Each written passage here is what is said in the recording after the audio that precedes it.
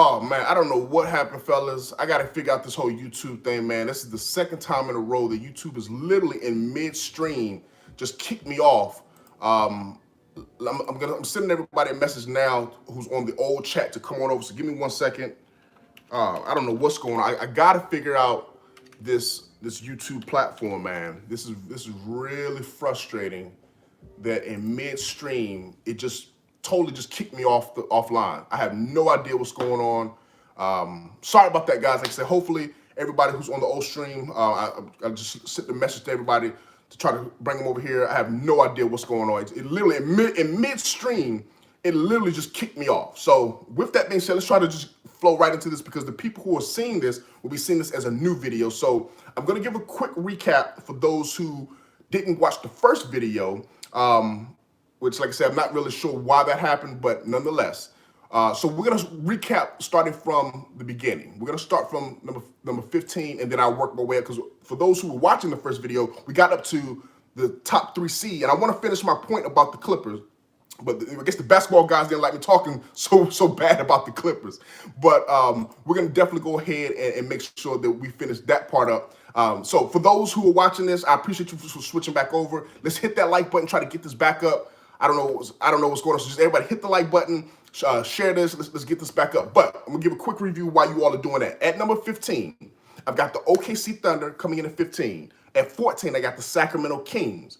At 13, Minnesota. I got at 12, the San Antonio Spurs. And at 11, I got the Memphis Grizzlies. That's my 15 through 11 seed in the Western Conference. Now, coming in at number 10, I've got the Pelicans, which I love them. At number 9, unfortunately, which is going to be a big surprise to a lot of people, I got the Phoenix Suns at the 9th seed. Still have a chance to make the playoffs. They'll be in that 7 to 10 play-in tournament, but I got the Phoenix Suns at number 9. At number 8, I've got the Utah Jazz. At 7, we had the Dallas Mavericks. At 6th seed, I've got the Golden State Warriors. At 5th seed, now the number 5 was the team that I had to put a lot of disclaimers on, and that's the Houston Rockets. But it's the Houston Rockets if they keep James Harden. And for whatever reason they trade him, I don't care where he goes, to what team, what they get back for it. That team, the Houston Rockets, in my opinion, will fall out of the playoff picture just from the lack of chemistry standpoint, continuity. But if they keep James Harden for the entire season with Christian Wood, DeMarcus Cousins, John Wall, all those guys, I got Houston at number 5. Now, coming in at number 4, I had the Denver Nuggets. At the 3, I was just talking about the Clippers before we got cut off, so I'm going to pick back up right there talking about the Clippers.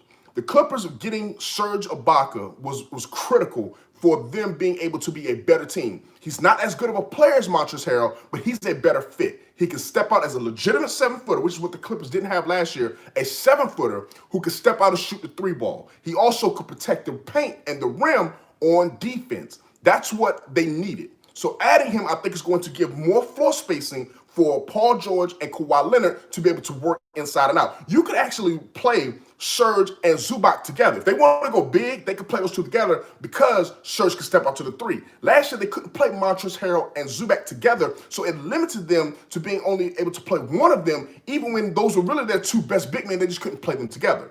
Bringing in Luke Kennard, I think, also is going to help them because he's a better facilitator, better playmaker, and shot creator than that of Landry Shamet, who he's replacing. And they brought back a lot of the same other core other than that. So the Clippers, even though I got them taking a step back slightly to that number 3 seed, I still think they're going to be better than the Denver Nuggets, strictly because Denver lost a lot of what they needed to defend the Clippers. That was Jeremy Grant and Torrey Craig. Losing those guys, being able to guard Kawhi, guard Paul George, I think is really going to hurt those guys. So with that being said, like I said, I got the Clippers at number 3, which leaves the number 2 team, which is probably going to be the biggest surprise here. That's the Portland Trailblazers. And I want people to really understand why I'm picking the Portland Trailblazers.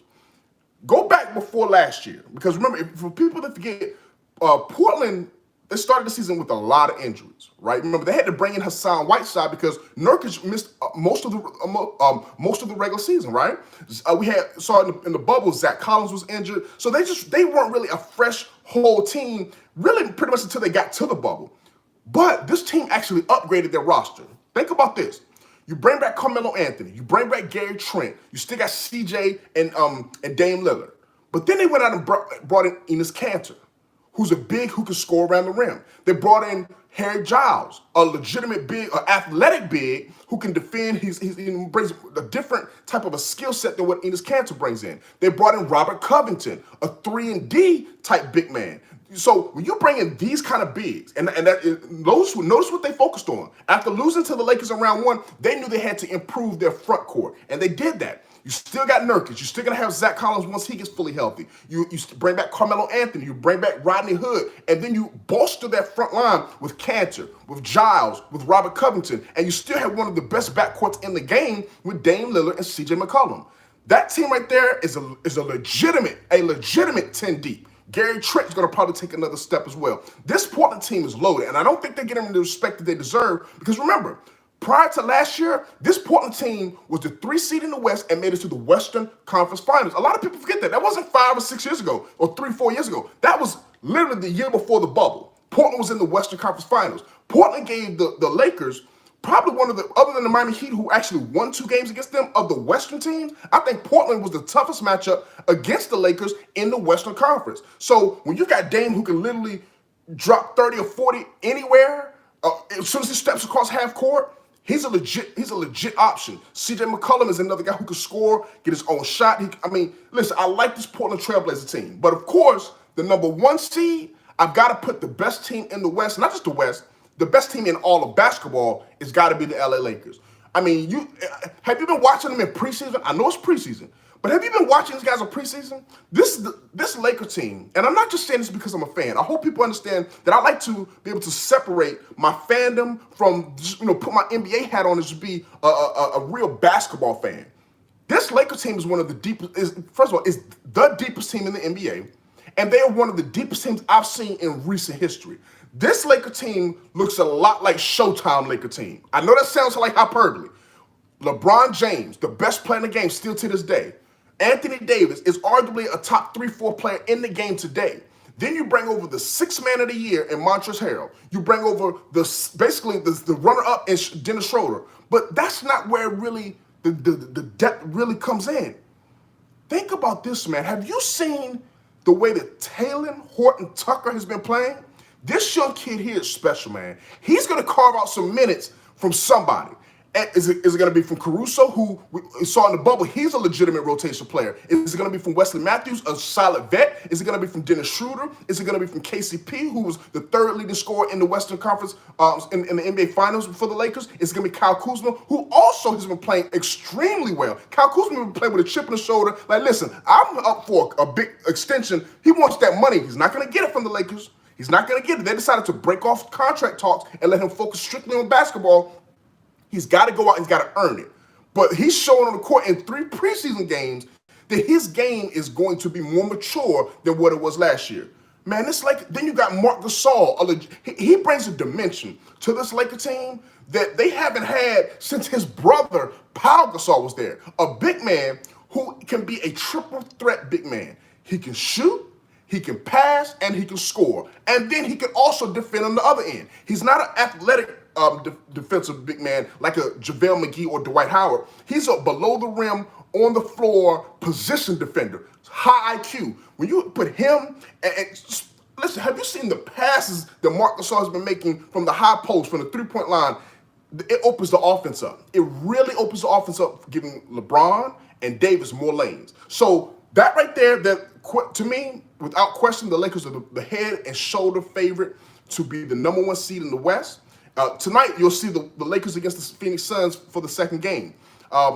Listen, I don't know what else to say about the Lakers other than get ready because they're going back-to-back. So with that being said, that's my top 15, my rankings. I want to go ahead and open the floor up for questions, man. Like I say, for everybody who's in the chat right now, I appreciate you for switching over from the last stream. Let's go ahead and get those likes up right now. We only got about 12 likes. Let's see if we can get every person in here, whether you like the video or not, just hit the like button. If you don't like it, hit the dislike button. But it definitely helps the YouTube algorithm so we can try to get this out to as many people as possible. So let's go ahead and get those likes up, fellas.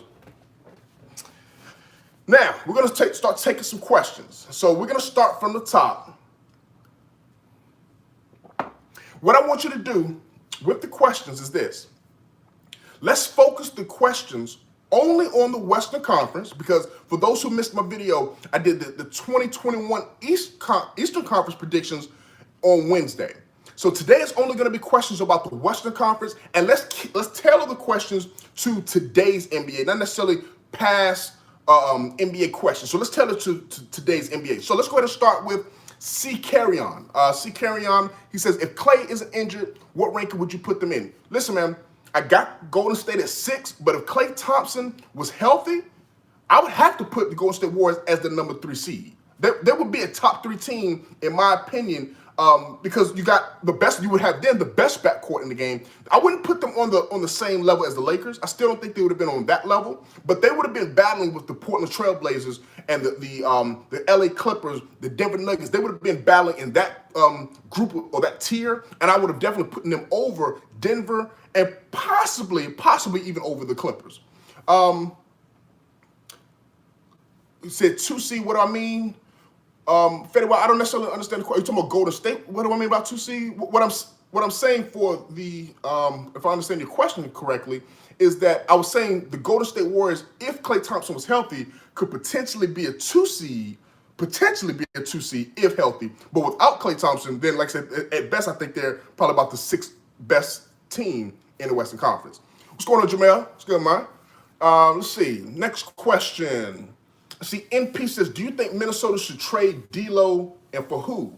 What are your thoughts on the trade of Harden and a Harden-Cat duo? I hadn't thought about Harden going to the West. I hadn't thought about him going. First of all, do I think that they should trade D'Lo? I don't. I'm gonna be honest. I don't. D'Lo and Cat are good friends, and Cat is your star. He's your franchise. He's your future. You don't really want to upset that, especially when he's a young guy. So I think adding D'Lo is good for Cat. It keeps him there, right? Because there were some rumors that maybe Cat was going to possibly want to leave and go somewhere else. But if you bring in a good friend of his who's young and probably on the same career trajectory, I think you want to keep that core together.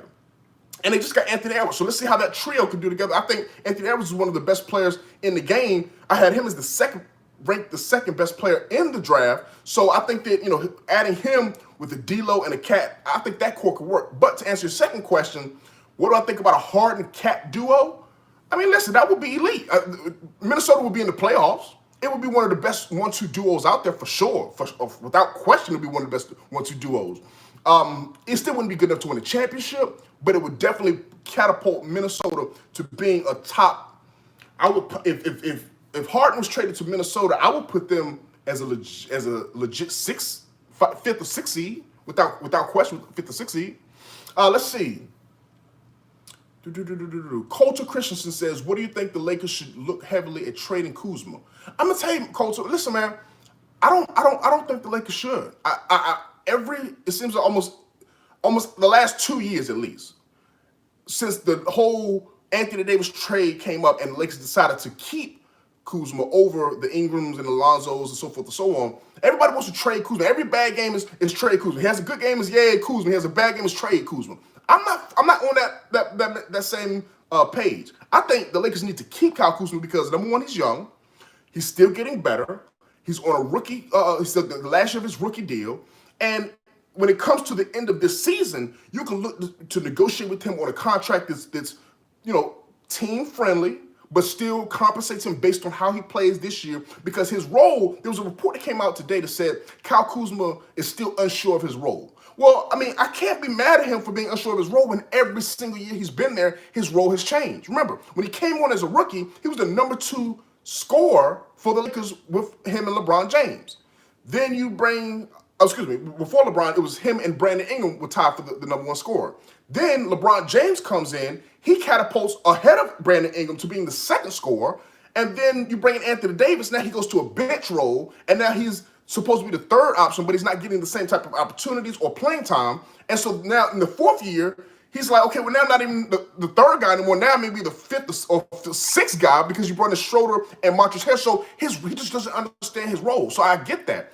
But he's got to find his role. He's got to figure out whatever they need you to do. He's got to do it. In the preseason, thus far, he's done that. Now, granted, LeBron and Davis didn't play the first 2 games, but as you saw in Game 3, when they did play, he played and he played well. Most of his success came when LeBron and Anthony Davis weren't in the game in the second half. So he's got to figure out, how do I play limited minutes? How do I get limited opportunities and still able to be effective when I'm on the court? He's got to figure that out. But if he does, I think he'll be around for a long time. I don't think they should trade him. Bronco Fanatic, what's going on, man? He said, do you think DeAndre Ayton will be an all-star this year because of CP3? All-star is going to be hard, and it's not because of his talent. And I think CP3 can put him on an all-star level where he could legitimately be an 18-10 guy this year, right? The West is just so deep, man. I mean, you're talking about Nikola Jokic, Anthony Davis, because remember, he's a big man. Rudy Gobert. Those are three big men I just named that are almost locked. If they stay healthy, they're almost locked to be all-stars. So where does he fit in? So I think he could put. I think CP3 can help him statistically put up all-star caliber numbers. I just don't think he'll actually make the all-star team. Think about this. Phoenix they have a problem of their own of Chris Paul's probably good enough to still be an all-star. Devin Booker's definitely probably good enough to be an all-star, but neither one of them may make the all-star team. But think about that for a second. Devin Booker, as good as he is, may not make the all-star team this year. Think about these names. Steph Curry, you think he's going to make the all? Because remember, he's a guard, so he's got to be in one of those guard spots. Steph Curry's going to make it. James Harden's going to make it. Luka Doncic's going to make it. Those three are almost locks. Then you got Dame Lillard. I would say Dame Lillard's a lock. That's four. Then you're talking about Donovan Mitchell. You're talking about, what's his name? Devin Booker, Chris Paul. You got about one or two spots left. You got three guys right there. So one of those three aren't gonna make it. And then you haven't even talked about the Paul Georges. I mean, so it's tough, man. The West is so loaded that it's tough. And like I said, are they going to classify LeBron as a guard? If they do, that takes one of the spots away right there. So Phoenix could legitimately have three guys playing on all-star level and don't even not one of them makes the all-star team. I'm not saying that Devin Booker isn't an all-star. I'm not saying Chris Paul isn't or DeAndre Ayton won't be. They just may not make it, man. That's how loaded the West is. Let's see. Rich RW. Rich, I believe maybe a first-time viewer. If you are a first-time viewer to the Ballaholic channel, listen, welcome to the journey of a Ballaholic. Make sure you hit the like button, subscribe if you haven't. And to answer your question, do you think the Lakers should pursue another star after the season? I don't think so at all. I think too many times. You already said, okay, appreciate it, brother, appreciate it. To answer your question, no, I don't think they need to pursue a star. You've got the best player in the game. You've got the best duo in the game. And now you've went this offseason and put together the best bench in the game. Why mess with that? Why mess up the depth, especially in the NBA, in the NBA that we live in today, where you got all this COVID testing. So people, you're going to have to get ready for people and players missing games, even though they're healthy, just because they tested positive for COVID. So you need to be extremely deep this year, more than even in years past. So I don't think they need to trade their depth for a third star because, like I said, I don't think, number one, they don't need a third star, and number two, you need depth more now than ever. Let's see. Fetty Wap says, who makes the finals this year? Well, I've definitely got the Lakers making the finals, for sure, number one. And if you watch my video that I did for the 2021 Eastern Conference predictions, my pick, I got the Philadelphia 76ers. If Ben Simmons and Joel Embiid stay healthy, I got Philly and the Lakers in the finals. Let's see. The Bronco Fanatic says, should the Kings trade Buddy Hield? And do you think that they should give up Bagley? I think Bagley has so much potential and he's still young. If you watch Duke basketball, you know how good Bagley is. Listen, I'm a Duke fan, so I know exactly how good Marvin Bagley is. I think Marvin Bagley last year dealt with injury issues.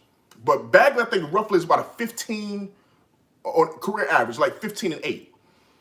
He's not a slouch, right? So I like Bagley. I think they need to stick with him. He's going into year 3. This is typically the year where players start to break out. So I don't think they should trade Bagley at all. Do I think they should trade Buddy Hield? See, Sacramento's in a tough situation. They're already young, right? They've got young cornerstones with De'Aaron Fox and Marvin Bagley, Buddy Hield. They've got, I think, a good young up-and-coming coach. I think they just need time. A lot of times, and especially in today's society, we want to microwave success, right? A lot of times you just got to go through the process. And this team right here, this is to be year 2, I think, for Luke Walton. Let's give them this year and next year. Let's give them 3 years together. Like I said, they just added a Tyrese Halliburton, who I think is going to be fitting really well with this squad. Let's give them this year, see how they do. Which, like I said, I think they'll be on the outside of that top 10. Then let's see what they do next year. Let's see what kind of steps they can take together, stay healthy, and what kind of success that they can have. NP says, I think you're sleeping on the Rockets, bro. This team might be better than the 17-18-1 personnel-wise. Wood is a serious player, and Wall and Boogie are looking very sharp. Listen, I personally, I thought I was higher than what most people are on them when I put them as the 5th seed. I don't think that I'm necessarily sleeping on them, and I agree with you 100%. John Wall has looked really good. DeMarcus Cousins is healthy, and I knew as long as he was healthy, he was going to be good. I love Christian Wood's his versatility, even though he's a young talent. I think Houston's going to be really, really good. The question with Houston is not talent. The question is going to be chemistry. Can you get your best player to get focused mentally? James Harden did an interview, and they questioned him about why he's not with his team, and he's in Atlanta and Vegas, and he's talking about, I'm training. And they're like, well, your team's in Houston training. They're starting preseason. Why aren't you with them? He's like, because my trainers are in Atlanta and Vegas. So they got to get James Harden on the page with this team. If Harden stays with this team, they're going to be a top 5 seed. They could potentially even, depending on injury here or there, they could move up. So I'm not necessarily sleeping on them. And could they be as good as that 17-18 team? Potentially. I just think that their issue is not talent. Their issue is chemistry. Is Harden willing and able and ready to buy in to committing for 72 games with the Houston Rockets? As of right now, all the rumors and reports saying he wants out of there. He wants to be on the next thing smoking, getting out of Houston. So that's going to be hard to overcome, because the longer the season goes on, every loss is going to almost feel like 2 losses, because now you got to deal with the loss, and then you got to deal with the questions about James Harden wanting to get out of there. But what's the conference finals prediction? Graham says, good question. What's the conference finals? So looking at the standings, how I broke it down, I had the Lakers number 1, Portland number 2, Clippers number 3. So I definitely got the Lakers in the Western Conference. That would mean that the Clippers versus the Portland Trailblazers in the second round. And once again, even though I have seeding matching up where you have the Portland being a better regular season team, I still will go with the Clippers to beat Portland in a playoff series, because I think that the Portland Trailblazers may have done almost what the Clippers did last year from a personnel standpoint. The Clippers, Portland, you can see they're loading up to have to face Portland. Portland is loading up to have to face the Lakers by going out and getting all these big men, right? But if you got to face the Clippers first, how does your personnel get ready for them? I don't like the small backcourt that the Blazers have when you're talking about going up against the Clippers, because the best, the best team, or the team that beat the Clippers last year, had big men, right? And Nurkic is, as good as he is, Nurkic is not the Jokic. He's not the Joker. Now, also, when you look at Denver, they didn't just have one big man with Michael Porter Jr., Paul Millsap, Jeremy Grant. They had a lot of big men who were offensively minded. Enes Kanter, he gives you that with them. But look on the wing. That's where I think their weakness is going to be, when you got Carmelo Anthony on that wing, Rodney Hood on that wing. Defensively, they're not really good enough, I think, to match up with Paul George and Kawhi Leonard, where you got Pat Bev, who can kind of pester Dame Lillard, try to get him out of his game. He's going to make it tough on him. You still have Serge Ibaka, who can almost cancel or neutralize what Jokic does. So, not Jokic, what Nurkic does. So if a 7-game series, I would still lean to a tough 7 games. I would still go with the Clippers to beat Portland, even though I think Portland's going to be the 2nd seed over the Clippers. And that's mainly because of load management, which I think the Clippers still are going to do, which kind of hurt their standings in comparison to Portland. Let's see. Another question. George Awad says, who do I have winning MVP and Defensive Player of the Year? Great question. And this may sound like a homer pick, but I've got the one guy winning both awards. As crazy as that may sound, I got Anthony Davis winning both awards. I think he's going to, now that he's won a championship, first of all, he should have won Defensive Player of the Year last year. That's number 1. I think Giannis, the narrative was around Giannis to win that award, which I don't think he deserved that.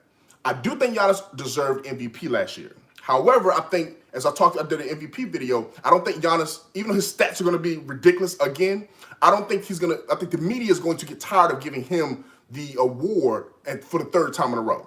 And that means that the next best team, or not the next best team, the next best player who's going to have all the stats, going to have the team success, and is going to be dominant on both ends, I think it's going to be Anthony Davis. And I think the Lakers are going to rely more on Davis this year, even more so than they did last year, because LeBron's getting 1 year older, and you want to save him for the playoffs. So all that depth that you have, I think you'll see Anthony Davis.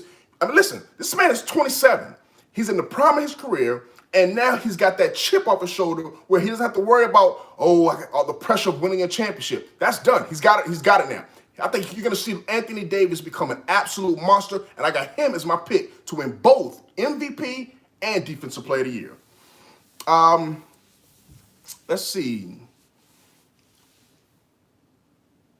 So it says 4DLD 4S1. I guess it's maybe supposed to be Adidas. I don't know. I'm saying Luka Doncic will get MVP this season. I'll say this about Luka Doncic. From a talent standpoint, legit. From a statistical standpoint, legit. So I can call you, okay, I kind of figured this with you where you're going with it. I don't think anybody will question his stats are going to be there. His talent's going to be there. The one question and the reason I think he's not going to get the MVP is his team success. Look back over the last 35 years, right? Look back, and most of you may not, I think based on the demographics of the channel, most of you aren't even 35. Look back over the last 35 years. There's only been one player to win the regular season MVP and their team not be a top 3 seed. That was Russell Westbrook. Russell Westbrook only won his MVP the first year he averaged a triple-double. The second year he averaged a triple-double, he didn't win MVP because the shine of accomplishing a record or breaking a record that hadn't been accomplished since the 60s, that allure had wore off. So Russell Westbrook broke that mold of, he was the exception. The rule typically is to be an MVP, you're on the top 3 seed in your conference. Like I say, 34 of the last 35 MVPs were a top 3 seed in the conference. I don't have Dallas Mavericks as a top 3 seed. When you're talking about Denver, the Clippers, Portland, the Lakers, the Warriors, the Rockets, I just don't see how Dallas could be a top 3 seed, especially when Kristaps Porzingis is starting the season injured already. So stat-wise, he may average a triple-double. I wouldn't be surprised if Luka averages a triple-double. But is it going to matter, or is it going to mean as much since Russell's already done it? Right? Not to say it's not going to mean anything. It's just not going to have the wow factor as when Russ did it for the first time. So that's why I think Russ was able to win the MVP despite him not being a top 3 seed. Let's see. The MIP. Who do I think is going to be most improved player? Good question. Most improved. Most improved. I think you could see. Let's see. I don't want to go with I want to kind of go with an untraditional pick. I could see Jamal Murray being MIP. If he plays like he played in the bubble, I could easily see Jamal Murray being MIP because he averaged like 18 points per game in the regular season. He should easily be 26, 27 points per game this year. If he plays like he plays in the bubble, his points per game is going to jump almost 10 points per game if he plays like that. So I can see him being MIP. I see somebody saying Christian Wood. The only reason I don't think Christian Wood is because he put up the stats he put up on a lottery team in Detroit.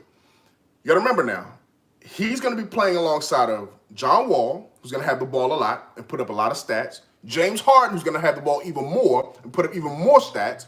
And he's got a legit big man in DeMarcus Cousins, who's going to take away from opportunities, take away from rebounds, take away from shots. So I think Christian Wood's stats may either stay the same or even actually slightly dip. So I don't think he'll be MIP.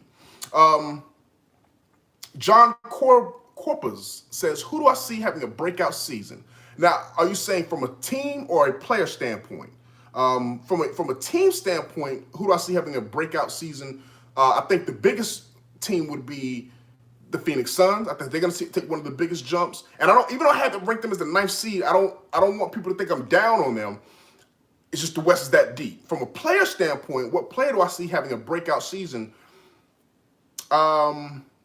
That will, I guess that kind of goes with me saying Jamal Murray taking probably the biggest jump. But if we're going to talk about a player who hasn't really hit that kind of star potential yet, I would say a young player I could see just really taking off would be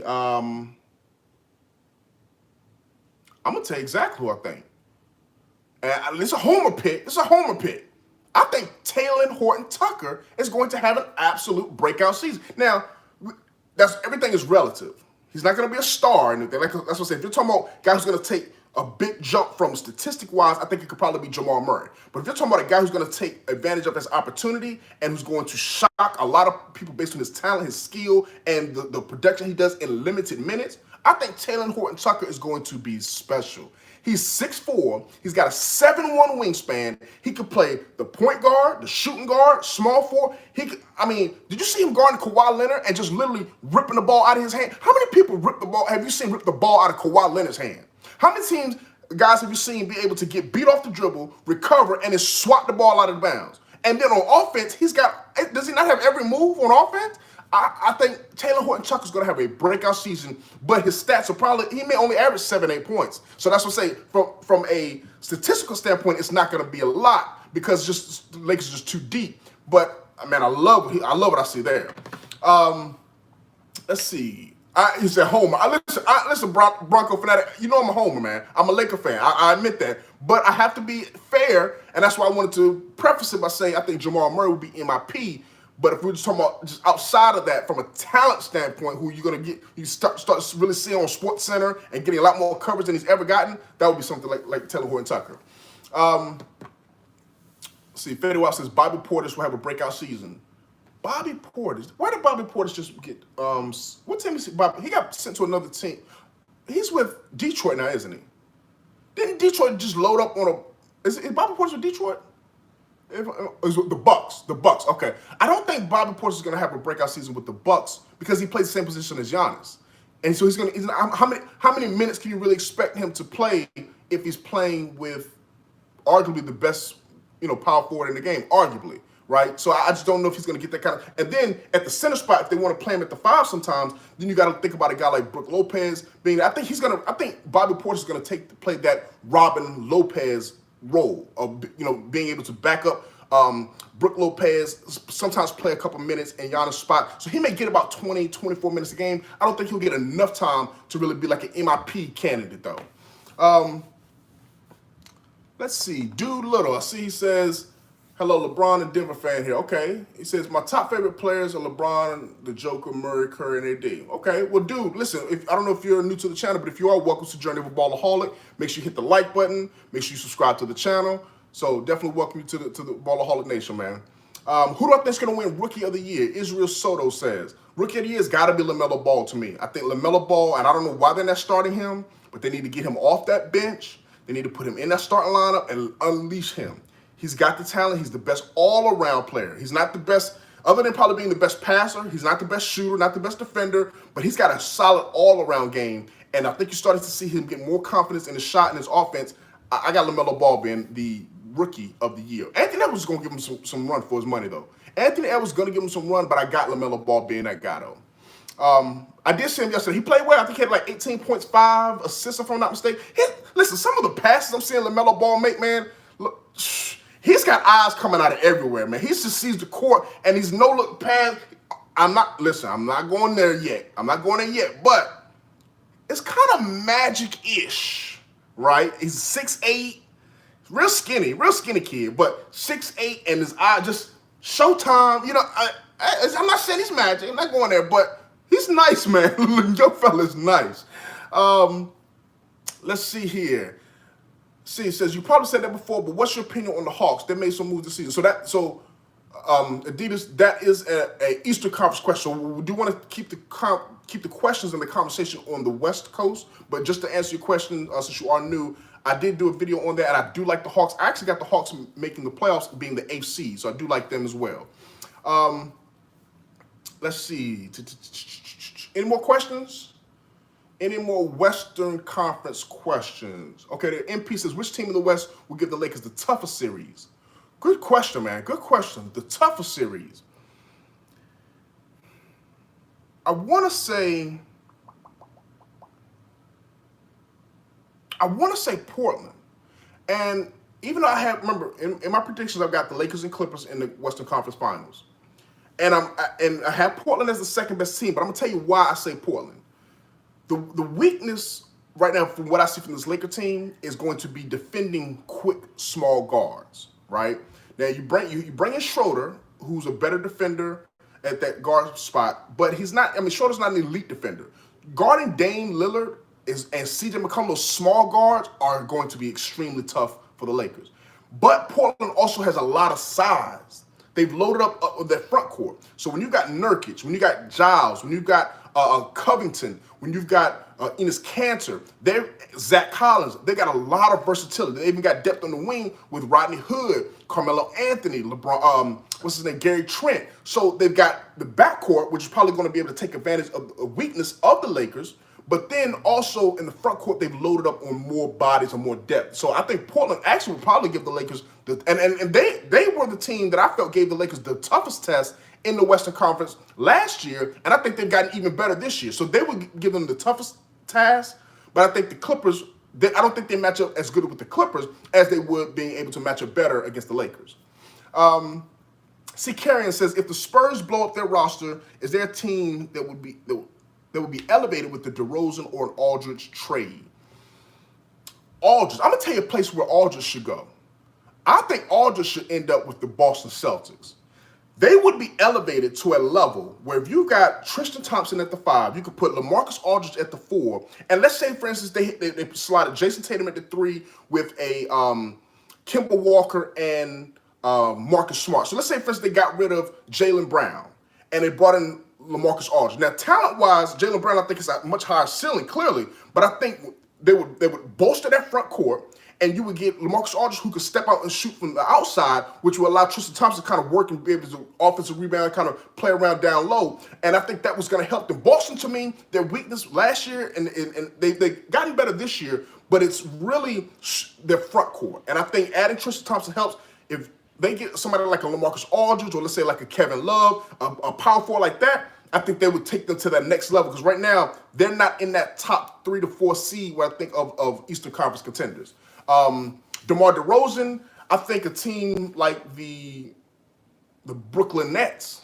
I think the Brooklyn Nets could use him. I don't necessarily like that move as much, but I think the Brooklyn Nets, I think the Milwaukee Bucks, I think those types of teams there, the Brooklyn Nets, he may be perfect for them actually, and I'm thinking about it, because he's a mid-range guy, right? But you got Kyrie on the perimeter, you got Kevin Durant on the perimeter, so he doesn't really give them the defense that they need at that position. He wouldn't give them any defense, but doesn't look like they're trying to go with defense when they got Spencer Dinwiddie starting at the 2-guard spot. So I think he would be an upgrade over Spencer Dinwiddie, even though they would have to lose some depth. But, just something to throw out there. Let's see. Rich RW says, how do you think the Pelicans and Zion would do? Man, listen, first of all, disclaimer, Zion is my favorite player in the NBA today. I'm a Duke fan, and the Pelicans are like Duke South, right? With J.J. Redick, Brandon Ingram, Zion Williamson. So I like that team there, even though I'm a Laker fan. Zion's my favorite player. I think they're going to do extremely well. Now, I have to be fair, though. I got them as the 10th seed. I don't think they're going to make the playoffs. I want them to. I wanted them to make the playoffs last year, but as we saw, experience matters, man. Experience matters. But Zion's going to be a problem. Listen to me very clearly. Zion is going to be a problem in this NBA. You pair him with Brandon Ingram, that duo there, they're gonna, for the next 10 years, if they keep that duo together, they could win a championship together. I sincerely believe that they could win at least one championship over the next 10 years if they keep that duo together, and if they stay healthy, of course. Ramaz, I hope I'm pronouncing your name, and I always see you in the chat, so I appreciate you supporting, and I hope I'm pronouncing your name correctly. Ramaz, what if the Rockets trade Harden? If the Rockets trade Harden, like I said, they go out of they would fall from where I have them at 5th seed right now slotted, they would fall out of the top 10. And I think that would, even if they would, let's just say, for instance, they got a Ben Simmons. Now, Phillies come out on record saying they're not trading Ben Simmons, which, maybe that's just kind of jockeying, whatever. But let's say they honestly don't trade Ben Simmons, which I think is smart for them because you want to see that core together. And I think having Doc Rivers and the shoes they got around him, I think they should keep that core together. But even if they got Ben Simmons, you're not just going to throw this team together with no training camp, the chemistry issues there because you're bringing over Cousins and Wood and Wall and then whoever the new players are going to be. I think they just wouldn't have enough time to be good enough on the court to where they would make the playoffs. So regardless of who they would get, even if whether it's the Brooklyn Nets package, whether it's a Miami Heat package with Duncan Robinson or Tyler Hero, whoever they get, they're not going to be as good, and I think they will fall out of the playoffs. Let's see. Israel Soto says, how far do you think the Warriors will get? Great question. So I've got the Warriors as the 6th seed slotted right now, which would mean they would be facing the 3 seed, who I have as the Clippers. Warriors, I don't think could beat the Clippers in a 7-game series. Steph Curry, I love, but the experience, or should I say the inexperience of a James Wiseman, the inexperience of a Kelly Oubre, Andrew Wiggins. We're talking about playoff inexperience. The playoff inexperience of these guys, and then that bench, I don't think they would even win they would win a game. I don't think they would win a series in the West Coast. I think Golden State, losing Klay Thompson, man, has really took them from being a potential Western Conference finalist to not even making it out the first round. The West is loaded, fellas. You got to understand it. The West is absolutely loaded. So I don't think they can do it, man. So we're going to do a couple more questions because we're at 6 o'clock now. I want to kind of keep this as limited in time as possible. So we're going to take, let's just call it 5 more questions. We're going to take 5 more questions. So starting from this point forward, put your best question going forward. Western Conference questions starting as of now. What are your questions for the West? We're going to go with 5 questions. And then we're going to wrap this thing up. Ahmed says, do you think that the Timberwolves should ever consider trading Towns and D'Angelo and build around Edwards? Whew.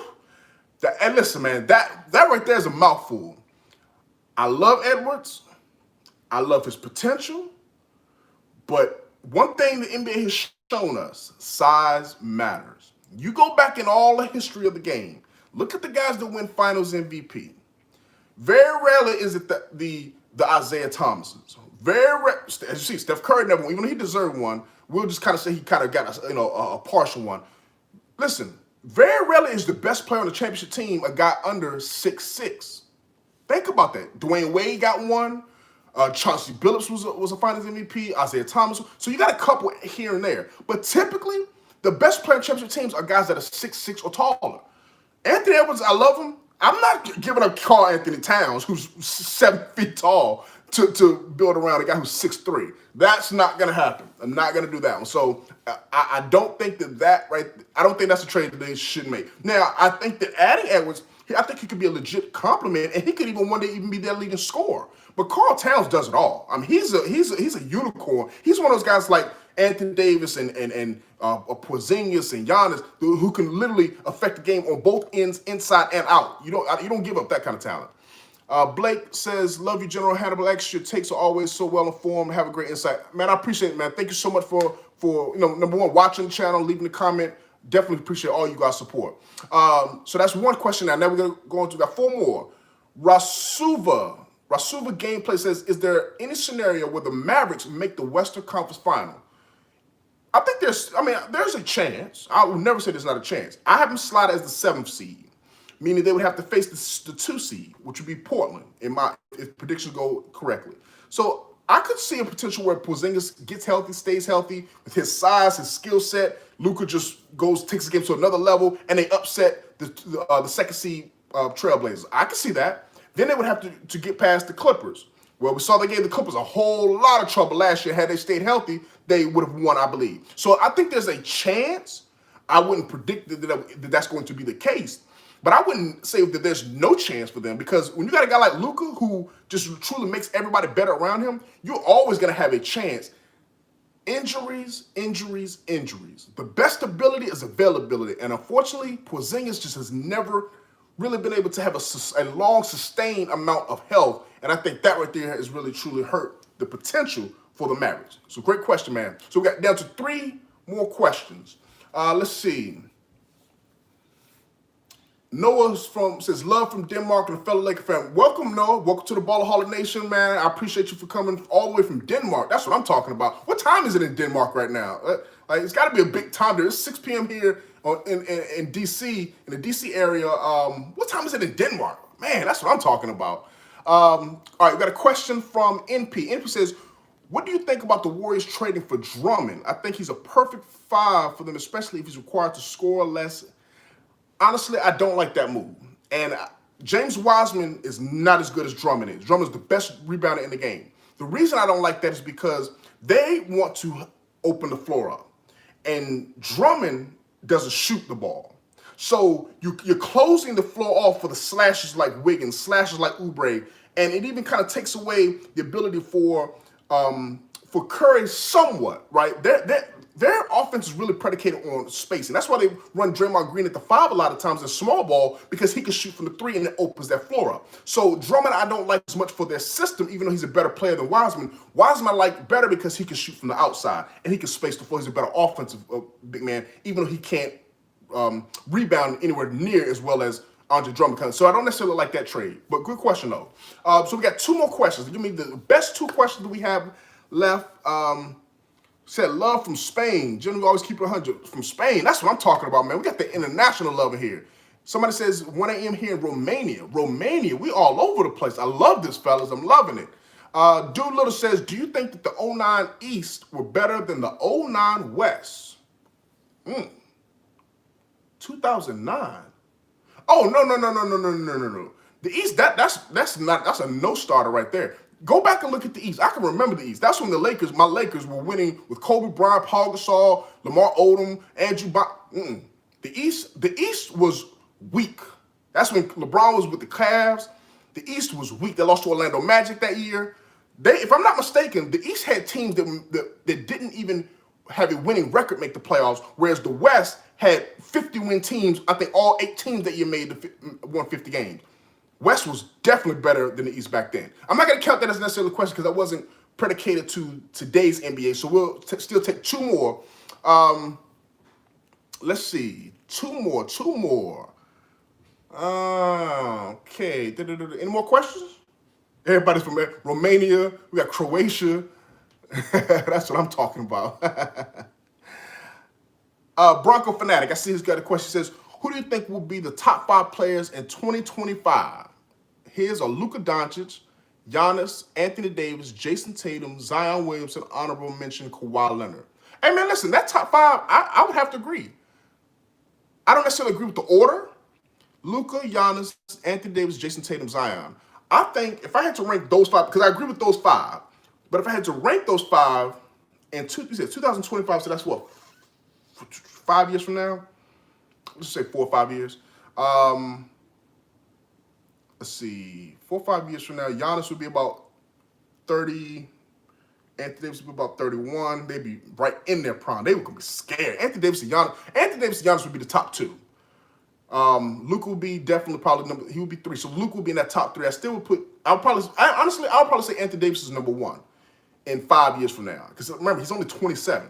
So 5 years from now, at maybe 32. Yeah. So let's say Anthony Davis, Giannis, Luka. Number 4, I'm actually put Zion over Jason Tatum, but I do like Jason Tatum in that range as well. C. Karen, hey man, I appreciate the tip, man. Thank you for the super chat. Definitely appreciate your support always, man. So let's get one more question. One more question for the Western Conference, then we're gonna wrap this thing up for the night, fellas. Now listen, keep in mind, tune in for the next video. Actually, let me ask you all a question first. Before we take the last question, I want to ask you all a question. The next video is going to be a previewing opening night, because opening night is Tuesday night, fellas. Like, I don't know if you all realize opening night for the NBA is Tuesday night. So my video I was going to do was going to be on either Monday or Tuesday. So I haven't decided. I was probably going to stick with doing a Monday video. But do you all still like this live stream format, or should I go back to doing the pre-recorded videos? Put a 1 in the chat if you want me to continue doing a live stream video like this, or put a 2 in the chat if you want me to go back to doing the pre-recorded videos. So 1 is for live stream, 2 is for pre-recorded. And the reason I'm kind of debating that is, I don't know why YouTube keeps kicking me off. This is the 2nd time in a row that they've literally booted me off and have had to start the whole stream again. So everybody's saying 1, so you all would rather have a live stream. I prefer doing a live stream like this, but I got to figure out what's going on with YouTube and why they keep kicking me off the whole stream and having to start over, because it just messes up the whole algorithm. I'm trying to figure it out. So 1, it seems to be live stream, so we're going to keep doing that. Well, let's ask. Would you rather do Monday night or Tuesday? It's going to be a 5 p.m. start time. So put a 1 in the chat for Monday, put a 2 in the chat for Tuesday. 1, 1, 1, 2, 2, 1, 2. Either's fine. 1, 2. Okay, so all right. So it seems like actually pretty even. So let's just do this, man. Let's do it on game day. How about that? That way we can get all the updates in case there's any injuries. Let's do game day Tuesday, 5 p.m. Eastern Standard Time. We're gonna do previewing the opening night games. So, man, listen, with that being said, fellas, that's all I got. Oh, no, we got one more question. We got one more question. So I'm going to take one last question. It's got to be Western Conference related. Somebody says 3. I ain't going to put a 3 there. Okay, Culture Christian, you'll get the last question of the day. He said, do you think Schroeder is going to re-sign with the LA next season? Dennis Schroeder, do I think he's going to re-sign with LA? I'm going to be honest with you, man. I don't know. Listen, and that's a good question. And the reason I'm going to say I don't know is because I think the Lakers are going to win the championship. So I think his value will definitely increase. You saw how Rajon Rondo won a championship and when it got paid with Atlanta. You saw how Dwight Howard won a championship when they started getting interest from teams like Sixers. I think Schroeder could find himself in a similar situation where he wins a championship and now he's ready to go and get a payday. And he's going to want a bigger role because as long as LeBron James is there, like he already came out making a comment saying that he was going to be the starting point guard. Now, whether right or wrong, to come in and say that just lets him know he wants a specific role. He wants to have the ball in his hand. He wants to lead a team. And I get that. But when you got LeBron James out there, you're going to play second fiddle to LeBron regardless. So I don't know if he's going to want to come back for another year, having to take probably less money to play a lesser role. So I could be honest with you. I think Schroeder may not want to come back to the Lakers. So should the Lakers resign him? Yes, they should resign him if he wants to come back and for the right price. But I don't know if he's going to want to do that, man. So great question. You know what? We'll take one more question. We'll just take one more question before we get out of here. Let's see. One more question. Let's make it a good one, too. Let's make it a real good one. Bronco Fanatic says, awesome stream, man. I appreciate that. Tavisher, great question there. He says, what is your top 5 Western Conference players? Great question in the night on. My top 5 players in the Western Conference. Number 1, LeBron James. He's still the best player in all of basketball, even going into year 18, which is absolutely mind-blowing when you think about that. So I've got LeBron number 1. I've got Anthony Davis number 2. Like, be very clear. No, that's not true. That's not true. I've got LeBron 1, and I got Kawhi Leonard number 2. Kawhi still puts slightly above LeBron because Kawhi has proven he could be the best player on the championship team. Anthony Davis, I think he can do that, but he still has to prove it. So I got LeBron 1, Kawhi 2, Anthony Davis number 3. Number 4, I would put as Steph Curry. I would put Steph Curry number 4. Number 5, I got to go James Harden. But I'm gonna give a 6th one because we don't know how long James Harden's gonna be in the West. So as of right now, it would be LeBron, Kawhi, Anthony Davis, Steph Curry, then James Harden. If James Harden leaves the West, I would put Dame Lillard as the 5th best player in the Western Conference. So with that being said, listen, man, I appreciate it, man. I appreciate everybody who has tuned in, who dealt with the whole stream crashing and having to come over. So listen, man, y'all be safe out there in the streets, fellas. Until next time, General Hannibal X, I'm out. Peace.